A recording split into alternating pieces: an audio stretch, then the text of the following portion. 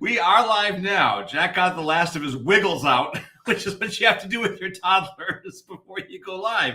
Are you feeling a little better, Jackie? I am. Good. I like the word wiggle. It's a good word. It makes you feel good. It's Tuesday Bruise Day. Everybody better watch out. You get in my way, you're going to get bruised today. That's what Tuesday's all about. Well, let's soften the blow a little bit and play the theme song. All right. Here's Jack. Here's Jack.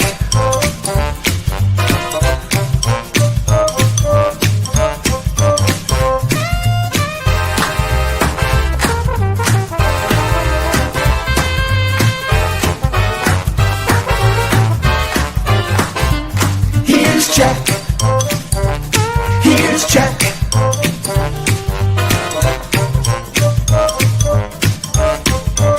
Here's Jack.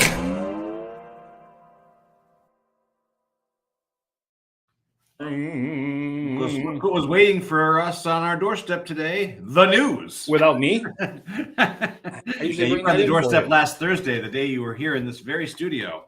Hey, finally finished fumigating the place. Do you have your hometown script? I do. Get with it. I got it right here. Look at this. Let's go. Locally owned and operated since 2016. Let's go. Let's go. Let's go. All right. Hang on. Let me get the graphic up here. Here we go. Go ahead. Or I'm going to go ahead? Yes. You cool. Go ahead. Okay. We planned this so well. This week's episode of the Jack Henke Show are brought to you by Hometown Heating, Air, and Electric, proudly serving our neighbors with honest, reliable comfort solutions right here in our community. Visit hometownheating.com to learn more. The word neighbors had a little scratch out on it, so I wasn't sure. But I'll get it better tomorrow. But that wasn't a bad read. I give myself a... It wasn't good. A B-. Big comfort in hometown. Our friend Ken Tyler over there is the owner. It's Tyler? That's T-H-E-I-L-E-S. I know. It's Tyler. It's Tyler. I know. Okay, just checking. I said Tyler. I know Ken. But I might not have. So I have to make sure. He got hornswoggled by Maggie Dobson into being president of the chamber. Yeah. He got hornswoggled again into joining the Rotary. So we hornswoggled him too. He seems to have a slight hornswoggle problem. That's right. That's very kind of him. Yeah, help out the friends of the Cedarburg Public Library. And if you have a business or organization or just a personal thing you'd like to get on our show, contact Jeff Messerman. He's a mensch here at the Cedarburg Public Library.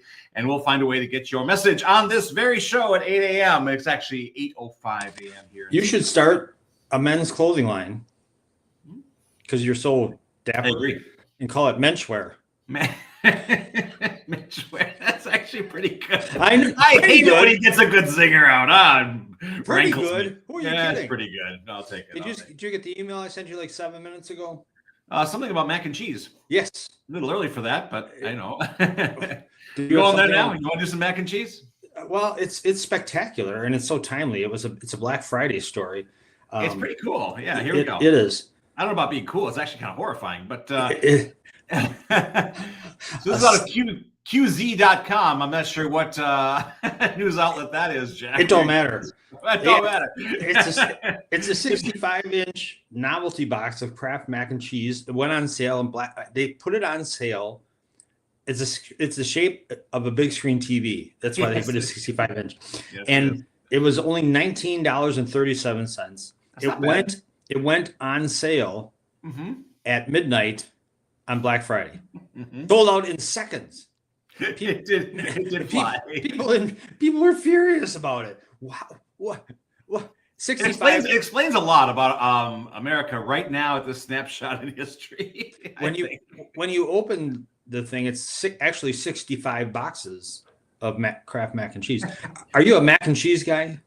I like it. I don't love it. Like my kids have a deep passion for it, which I did not instill. So, yeah, it's the go-to. It's the parents' go-to. It's a parental if you can work really hard in the kitchen and make a really complicated bit of cuisine for your kids, and they'll go meh.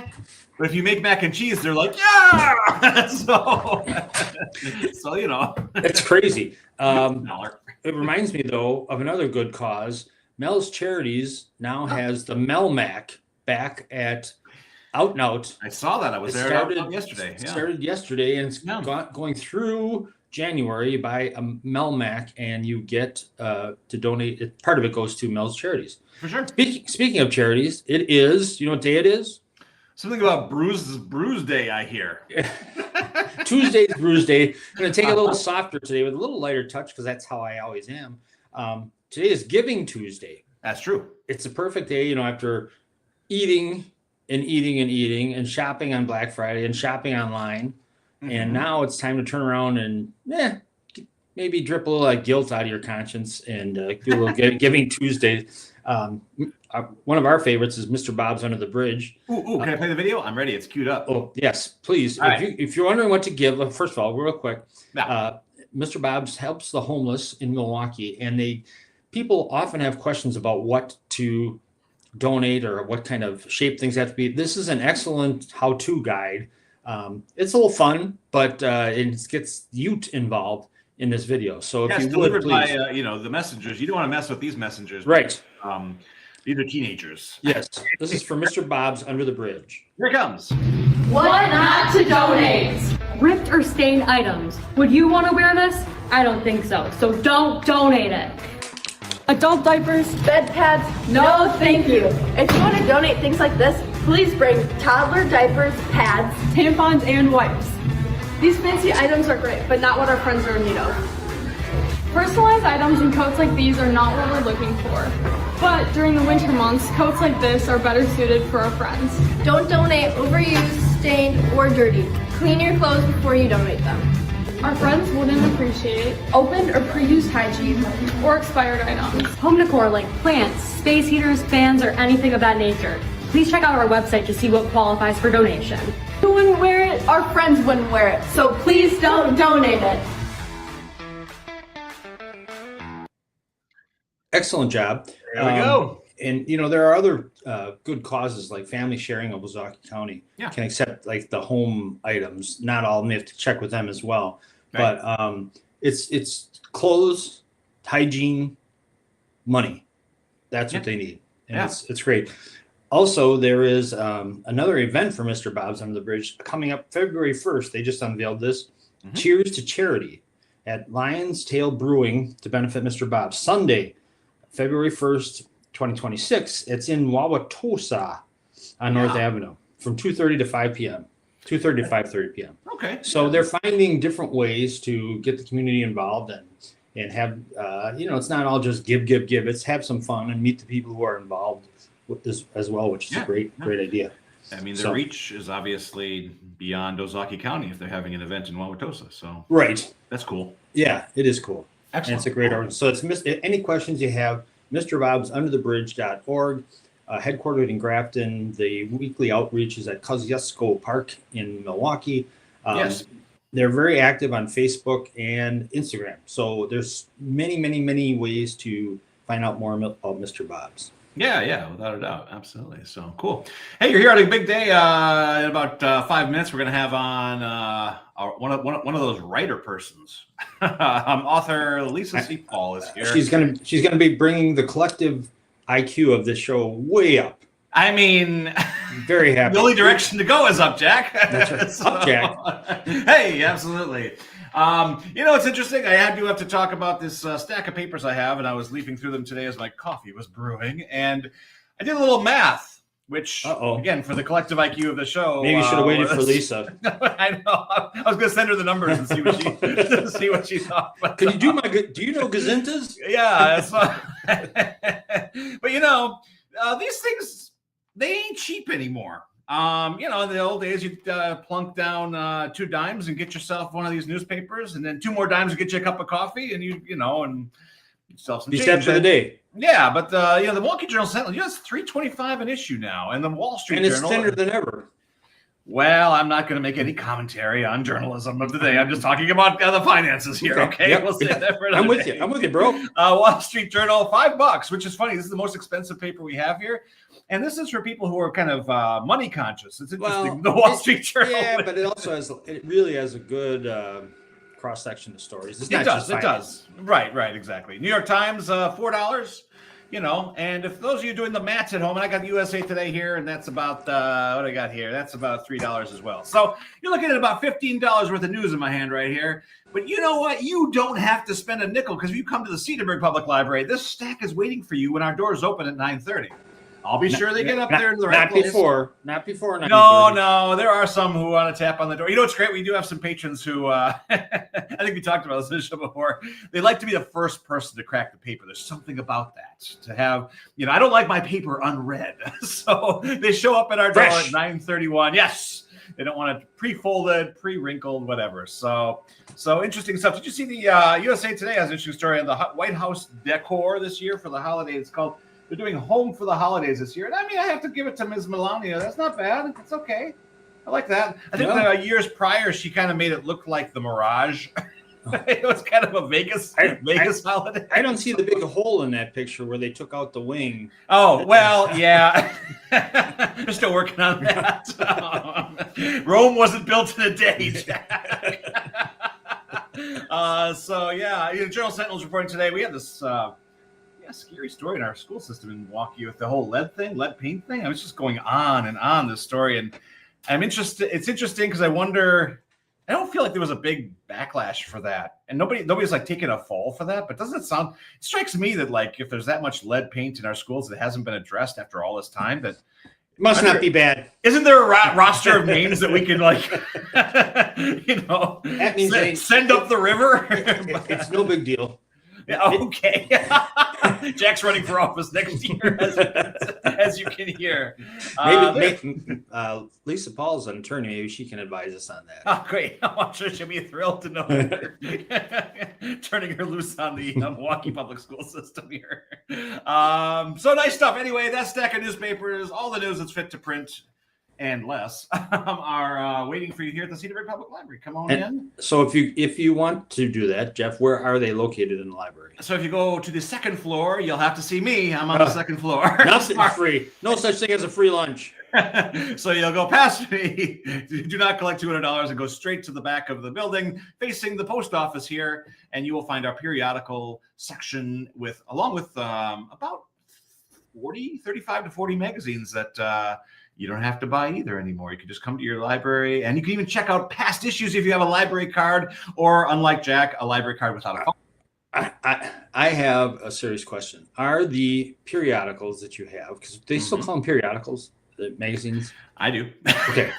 Are they from like 1973? Are they up to date?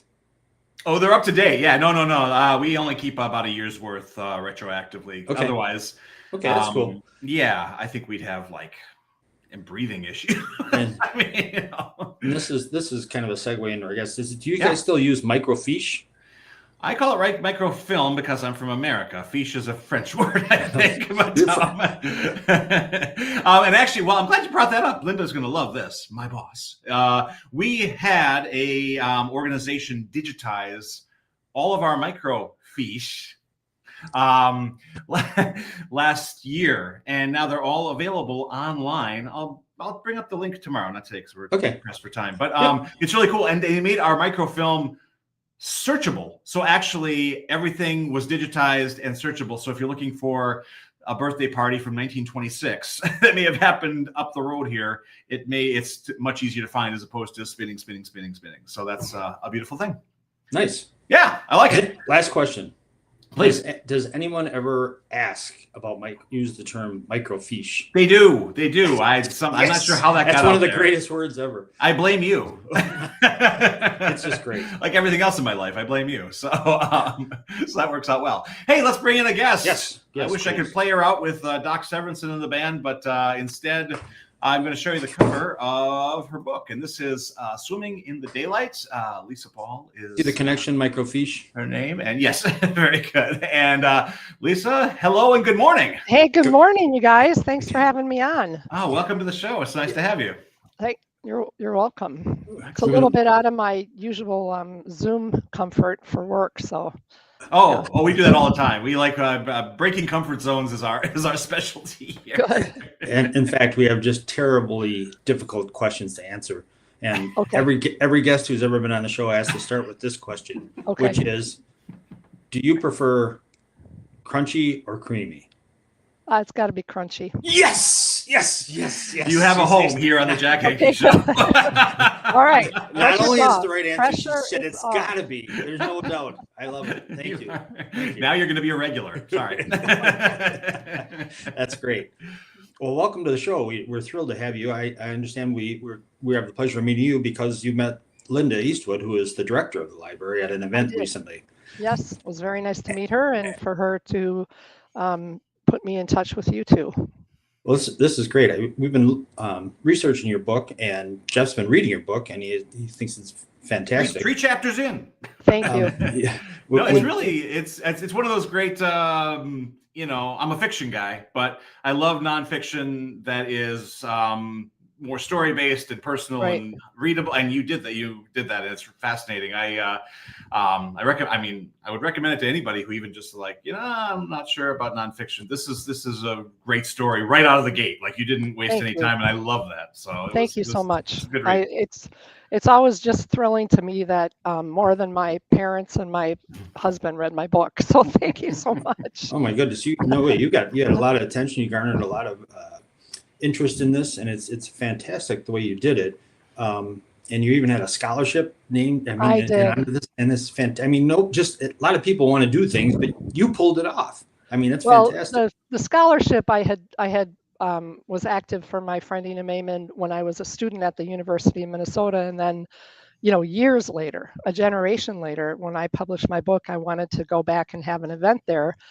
But I just didn't want to be a talking head in front of a microphone to students who weren't even alive when the Soviet Union existed. And so I got this idea just to do a human rights award in her name and sort of, pass it on, pay it forward, and inspire a student of this generation. So that was really, I did that for 10 years.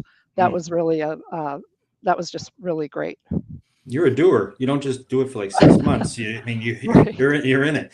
We'll talk about doer, Jack. I mean, this is like, when Lisa was in college, most of us, like I was at UWM, the most exotic thing I did was go to the guest house in the basement. She went to Russia. Yes. So that's huge. Yeah. How did that come up? Lisa, could you share that with us? How did this start? How did you actually go to Russia? The short story, because you only gave me 15 minutes of time, is that I had done a Soviet studies semester in 1982, just because I was interested in the Soviet Union and Soviet history. And then a year later at the University of Minnesota, there was an announcement that in my Russian class, language class, that an American family in Moscow wanted to hire a nanny. And Paul Smith worked for Caterpillar Tractor Company there. Mm-hmm. And so that's really how it happened that quickly. And just really from the beginning, I think I was just pulled into this path, to follow, because it's crazy the way this all happened. And I found myself, in the middle of, I met a Soviet dissident who I like to say was, just like the Nelson Mandela of the Soviet Union. That's what that group was like. And I didn't go there to try to find them, and was a Soviet Jew. I'm a Catholic from Appleton, Wisconsin. I didn't even know about the Soviet Jewry movement. So it was really, this path that kept unfolding to me, and I kept following. And I can only just say I was just very lucky all along the way. Well, tell us, how did you meet Ina? How did that? So she had been a teacher of English at a university in Moscow, and when she applied to immigrate, she lost her job and was denied a visa to immigrate. And so she became part of this refusnik community, which was a term for people in the Soviet Union who had applied to immigrate, got denied, and then were just sort of persona non grata within the Soviet Union. And they had a community of sorts. And her husband, Noam Mayman, was a very well-known human rights activist. He was with a group with Sakharov and very well-known dissidents in the Soviet Union, and he was one of them. So they were unusual in that they weren't afraid to interact with foreigners. And Ina had tutored Americans in Moscow in Russian. from journalists to diplomats, and even someone like me, a nanny. And I took an American friend of mine who was a nanny my first year, studied with Ina, and I took her place as a student my second year when Michelle returned to the States. So it just was really to study Russian with her. And if Jeff, you read the first chapter, you can see how that just kind of unfolded, because as it was back then, and that was 1985. I got to get my years straight. Americans were very discreet about their Russian contacts, and it wasn't. It's just like less information was more. So really, all I had from Ina about Ina was her phone number, what I just told you about how she had been a professor of English, and I knew that she had had cancer, but it was in remission. And so like I said, I didn't really know who she was married to or what her plight was. And so what's kind of cool about it is this friendship develops just between a tutor and a teacher and a student. And along the way, we both get to know each other. And she becomes really my confidant, and somebody that because I saw her every Monday, she was someone that I could just talk about my life there with. Yeah, it's interesting in the early chapters how something like Nescafe becomes right, exactly. capital. There's capital there, right. I mean, yeah. And I remember that. It's funny how much of the '80s came kind of, and the situation right. in the Soviet Union comes rushing back while I'm reading your book, because I'm remembering, Andrei Sakharov having, Jason Robards playing him on an HBO movie, and that getting that idea out that we didn't really, appreciate, and stuff like Moscow on the Hudson with Robin Williams. I mean, it was a really different time for Russia and America, and I'd sort of forgotten about all that. And your book brought a lot of that back in a really, really interesting way. So, and that's really this first meeting with her, when we're just talking, and she's sort of screening me if I would be a good student, and I ask her, well, how would I pay for the lessons? And she liked Nescafe coffee, and I could get those at a store. I could get that coffee at a store with foreign currency. Sure. And so she said, and if you can bring an extra one, we can send it to our friend in Gorky.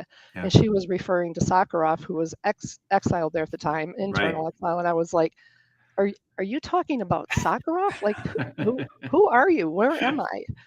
Wow. Absolutely. Yeah. It's, we like to talk about the creative process on this show. And I have to ask you, like, how did the writing of the book come along for you? Was it an easy, it's never easy, I guess that's the wrong term, but was it a smooth process, or did you hit some, bumps along the way? And I'll try to be really brief on this, but I had never had an ambition to write this story.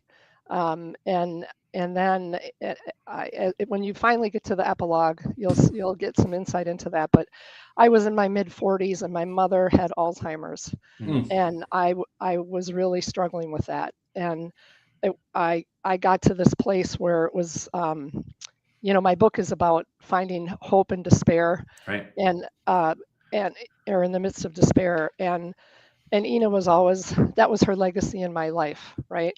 And I got to this point in my life where I couldn't get to that. And it was really difficult for me. So I went back and I got her letters, and I started reading through them.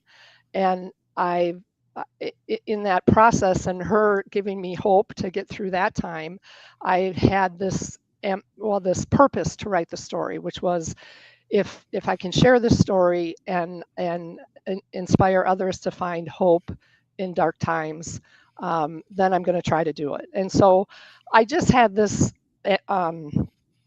I guess, this commitment or focus that I'm going to write it as best I can, and I'm going to try to do all I can to get it published. And if at the end of the day I just have it from beginning to end for my family, then that would be great. And if it can be, if I don't leave any stone unturned and I just try to get it published and it gets published, well, then I'll know it's a story that could be published. So it was in that place. And then I just set out, and I had journals, and I had a pretty good outline of it, but I had to really take a deep dive. And I had I met someone who was a associate professor at UW Milwaukee who was reading chapters and editing as I went. Nice. And so I just dug in, and it's kind of interesting to think of it now because my older daughter Catherine, who's 27, last night reminded me that she and her sister were pretty young when the book happened, and I would sit up at night after everybody went to bed, and I just got in the zone. And I think you've had other authors on the show. They'll probably describe that same process. It's, you just get focused, and it's like anything anybody does that decide to try to do something important. If you can get in that zone and pursue it, it's you're pretty lucky. Absolutely. And the book was very well reviewed. I saw some saying it's a very inspiring memoir, which is fantastic. It's really nice. Yeah, thank you very much. I did get some very meaningful reviews, and you showed the hardcover. The paperback, I actually got a foreword from Natan Sharansky, who's one of the most prominent. Well, prominent's kind of a different sort of word to use for a Soviet dissident, but he was one of the. And actually, when I was during my activism for INA, he was at that time. Sharansky was in a prison in Siberia, and I was, and then he got released. Right. And he was sort of my inspiration during my activism for INA. And so it was very meaningful for me to have that forward from him. Absolutely. Yeah. I have to, in our final moments here, I guess I have to ask you, as a obvious experience with Soviet Union, now Russia. And I mean, how do you have hope for that region? Right? I mean, yeah, I know it's there was that time of perestroika and openness, and they were going the other direction. And then I think Putin just took that role that is just so historically suitable for a Soviet leader. And it's right. It's just time. And I thought there just really isn't, as an American, I come from a country and a history where people can stand up and fight, and we have these freedoms. And the Soviet Union and now Russia is actually the opposite. Yeah. And so that kind of civil movement that you might want to see in a country like that, there just isn't a lot of fertile soil for that. And it's interesting, not only Ina and her husband Noam, but that was what was so extraordinary about my time there, is I met a few of those people in that time that really stood up to try to voice opposition, and there went their life as they knew it. They were either sent to Siberia or exiled. And so I think it's just it's a lot. It's a little bit insurmountable to try to change that regime and change Putin right now. And you can see those measures that he's taking against anyone that tries to oppose him. Yeah, without a doubt. Yeah, it's so different than. Yeah, so different than the Soviet Union that you knew, and then what Russia is now, and yet it's not like it's better. It's just a different kind of. I mean, and I pay attention, and I can, you see the people that get some sort of voice and recognition in opposition, and some sort of adversity comes upon their way. For sure. Yeah. Wow. Well, I mean, it's a great story, and I'm enjoying the book immensely. I'm gonna make sure my nonfiction buyer gets a copy here for our library, so we have that out there, so people who watch this can come on in and check it out, and you'll get more reads.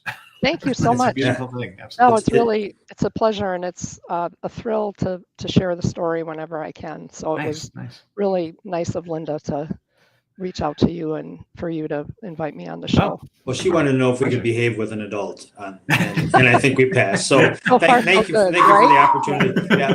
Thank you so much. Well, thank you. I just wanted to say in leaving that, even your title is fantastic. I mean, it could be, so it grabs you for the weight of the book.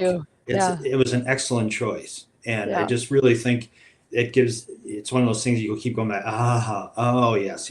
So congratulations. If you do read the book, Jack, you'll it'll connect because Yes. it's really a story Ina told me and about a little fish that's too afraid to swim in the daylight, and that's sort of what the symbolism is of It's that. possible to swim through the treacherous waters in daylight and not in despair. And that's what Right. it's very relevant today. So thank you very much. It's been a Absolutely. pleasure. You're welcome. Thank you so much. Hey, all right, Lisa, nice to meet you. And come back again. Yes. Okay, thanks. Love to talk to you again. All right. All right. Take care. Take care. Thank Have a you. nice holiday season. Thank you. Take care. That is Lisa Paul. She is the one who wrote this very book, Swimming in the Daylight. Apparently, this is the hardcover. There's a soft cover out there as well. Yeah, with the new, I did see the thing. There's a new forward, and it would be interesting to see that absolutely. as well. I'm So- gonna see if we can actually maybe we can get a. If she'd be interested in an author event here. I was at going to the say library. hello. So yeah, well, I mean, it's we've just begun the process here. So but beautifully written. It's one of those where actually, if you think nonfiction, oh boy, it's a page turner. It actually is a page turner. You really want to, she hooks you right away in a really cool way. So yeah, good stuff. If you're an author of a self-published book or even a traditionally published book, we'd love to have you on the show because it's a topic we like to talk about here. Yes, and Yeah. you should consider having her at your Wednesday.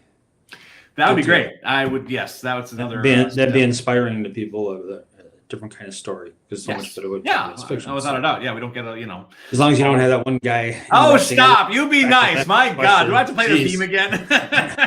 No, but you do have to play the hometown heating and air conditioning and electric. Quick on the draw. Quick on the draw. Look at that. I got the graphic up right away. Excellent. This very broadcast, this week's broadcast of the Jack Henke Show, they're all brought to you by Hometown Heating, Air, and Electric, proudly serving our neighbors with honest, reliable comfort solutions right here in our community. Visit hometownheating.com to learn more. Excellent. And they're a nice bunch to help out a library and the friends and such nice people. This is obviously their their air conditioning too, but heating. Your furnace goes out, then guess what? You're going to be on the horn to the hometown people right away, aren't you? It's a good option. Yes. Check them out online. They have the Google reviews are always golden for them and they should be. People think Off they're the nice charts. and explain. Yeah, so very good. Absolutely. Very good. Tomorrow, what we got? AJ Bokini is going to come in and explain all the sports. We got stuff AJ to at us. 8:15, and then he and I are doing a sports mafia that we're going to have a refreshed link for. Oh yes, it'll be 10 so a.m. fresh. At It'll 10 be piping hot at 10 a.m. Yes. Well, you could, yeah. Lisa could be a regular guest. You could ask her, like, what was the food like? What was this like? There's just so things, much. Yeah. And she gets into that in her book beautifully. I mean, it's like it's almost like, even though it's nonfiction, because it's set in like the 80s in the former Soviet Union, it feels like almost like you're reading a science fiction book because it's like a different planet, and there's world building that goes along with that, and she builds it really well. So that was very cool. Maybe AJ can talk about those amazing bucks. So it was great. I heard this morning on the radio on another network that I guess Giannis always likes to talk to the press after a game. Yesterday he was like, "I'm out, no talk, we're not talking." So things aren't going so well in the Deer District, I hear. Oh, okay. I didn't. Yeah, I wasn't aware. Yeah, no, it's not good. It's tough for me to. It's so early and the season is so long. The L column apparently is much larger than the W column right now. Oh. That's no good. Yeah, not so good. Okay. But AJ, I'm sure, will explain all that to us. Yes. So that is good. Fantastic, everybody. Hey, we're 5 minutes overtime, but we need to be because we had a esteemed guest. And so author? That is author. Yes, exactly. So that's wonderful. All right. So Linda got one right. She gets it right every day in every way. She's my boss. So that's how that works. You are so pathetic. It's just, you got one, Linda. I got another. Give us two. We'll take another one because that was a really good one, actually. That's right. Yeah, at least that's right. Great guess. So it's a good way to get your week going and appreciate what you have here. Yeah, that is definitely what you're going to get from that book, without a doubt. So, cool, everybody. We'll talk to you tomorrow. Thanks for tuning in to the Jack Henke Show, and thank you, Hometown Heating and Air and Electric, again for what they do. MrBobsUnderTheBridge.org. That's the one. We'll see you tomorrow. I'm pushing the off air.